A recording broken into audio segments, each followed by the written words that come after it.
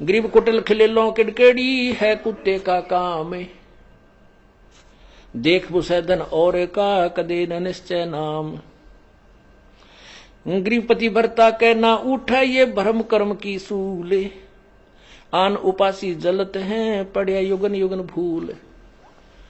जैसे जो सच्चा भक्त होता है उसने एक परमात्मा के नाम को स्वीकार कर लिया, ज्ञान ग्रहण कर लिया, तो वो फिर बाद में शंका नहीं करता अपने गुरुदेव की किसी भी क्रिया में,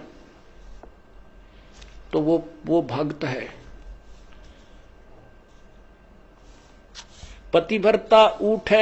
पतिभरता के ना उठे ये भरम कर्म की सूल,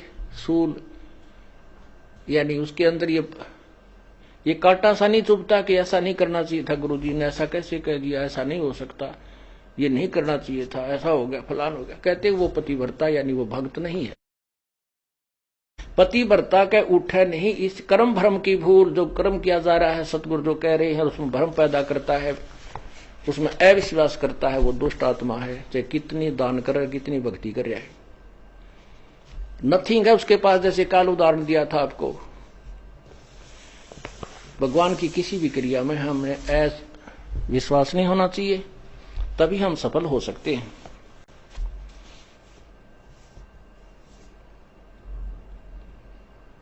अब जैसे परमात्मा ने लीला की थी,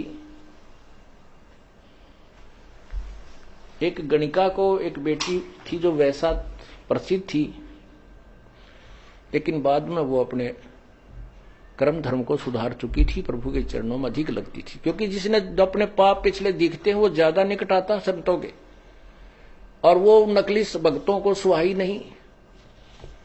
गुरु जी ऐसे नहीं करना चाहिए, गुरु जी ने यहां नहीं बिठानी थी, ये वह लड़की बदनाम है, संगत बदनाम हो जाएगी, आश्रम बदनाम हो जाएगा, ऐसा नहीं करना चाहिए। तो ये शिक्षा जो हम देते हैं गुरु जी के, तो हम दुष्ट आत्मा हैं।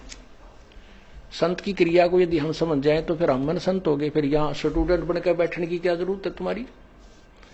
पुण्यात्माओं, जो भी आप बुद्धिमान ये हो जाओगे, नहीं हो तो धीरे धीरे परमात्मा बहुत झटके देगा, तो हम तभी वहां पार होंगे। कहते हैं कच्चा हीरा कर्च हो और नहीं सह घन भार, ऐसा यो मन हो रहा वहां लेखा ले दर करतार।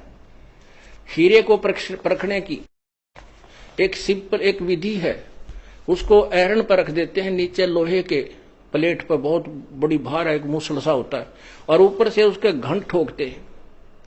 यदि वो खरोंच हो जाती है उस हीरे के, तो वो कच्चा हीरा एक आनेगा नहीं, और वो जो का त्यों है उसके निशान भी नहीं बनता है, तो वो पक्का हीरा है, उसी की कीमत है। तो यहां परमात्मा कहते हैं कि कच्चा हीरा कर्च होए, कच्चा भक्त फिसट जाएगा। ये क्या हो गया, ऐसा नहीं करना चाहिए था गुरु जी ने, ऐसा नहीं होना चाहिए था, पर कैसे हो गया। अरे पशु, आज तक तूने ये सीखा इतने ज्ञान में। तो परमात्मा कहते हैं कच्चा हीरा कर्च हो नहीं सह घन भार घन मार, ऐसा यो मन हो रहे तो लेखा लेकर तार। पक्का हीरा बनोगे तो कीमत है, कच्चे की कितनी। और परमात्मा कहते शीश तुम्हारा जाएगा कर सतगुरु को दान,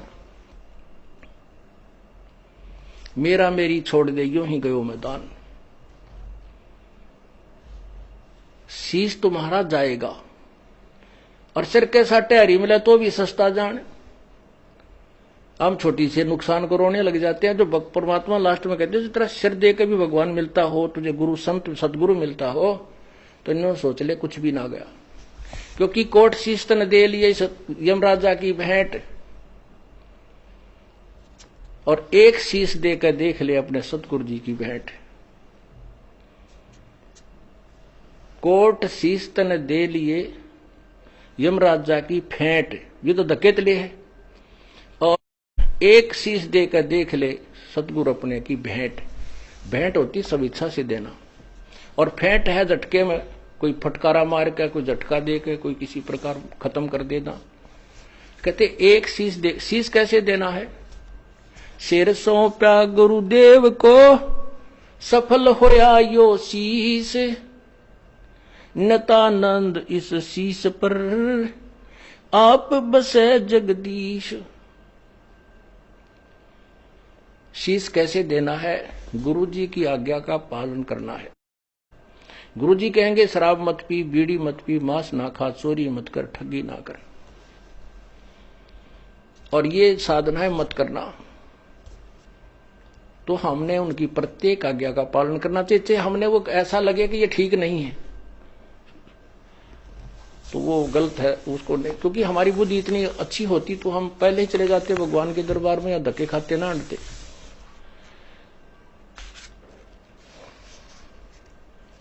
तो इस प्रकार हमने साधना को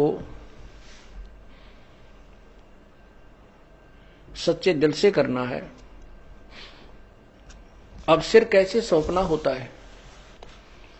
एक शिष्य के 4-5 शिष्य थे, एक गुरु के 4-5 शिष्य थे, आश्रम में ही रहते थे।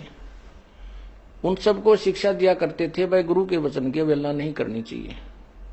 गुरु शिरोधार्य होता है, उसके प्रति किसी अपवचन भी हमने नहीं सुनने चाहिए, ना कहने चाहिए, ना बोलने चाहिए, ना सोचने भी नहीं चाहिए।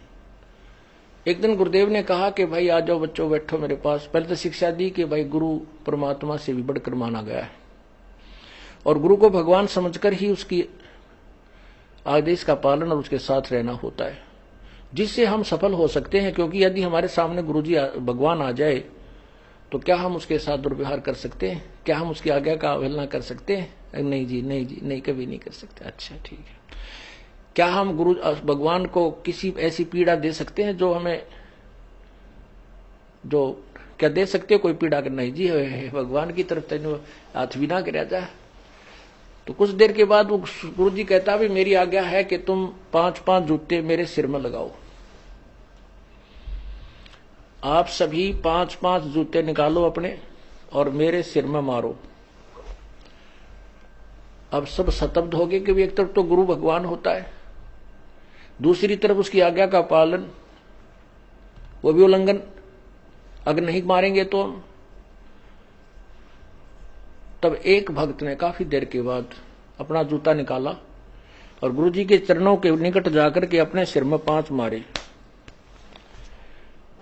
संत जी ने कहा बेटा डांडी मत मारे, तेरे सिर में नहीं कहा, मैंने मेरे सिर में कहा है। तब उसने कहा गुरुदेव ये दास का शीश भी तो आप ही का तो है, आपके शीश पे मार रहा हूं। तब उसको सीने से लगा लिया। धन है बेटा, बुद्धि भी चाहिए थोड़ी सी भक्ति मार्ग में। अकलबंद एक घना, बिना अकल क्या लख।